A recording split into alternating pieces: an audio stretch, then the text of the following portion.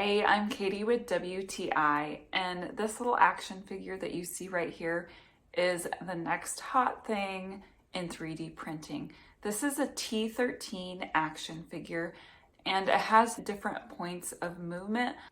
Because they have so many points of movement, you can pose these in almost any pose that you want, and they'll even stand up all on their own. Now, we did get the 10 pack from Peruti, which comes in 10 different awesome colors. Another really cool thing about these is that the pieces are interchangeable, and then they have different hand options, so you can switch out how they have their hands so they can hold things. They do come with different weapons if you are into that type of thing. We just like to play with them and pose them and leave them around the house with little sticky notes with what they're saying or what they're thinking. These are also great for anyone that likes to draw because you can make these pose in any human form that you can think of. I would not recommend these for younger children. They do have small parts that come undone.